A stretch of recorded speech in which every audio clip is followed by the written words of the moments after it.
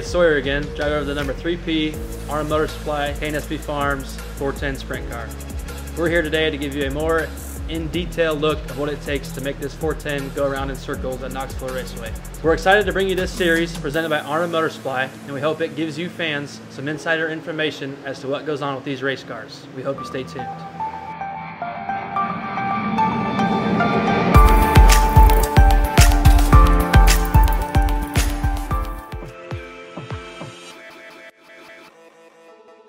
The motor can range anywhere from $35,000 to $80,000, as Skip Jackson would say.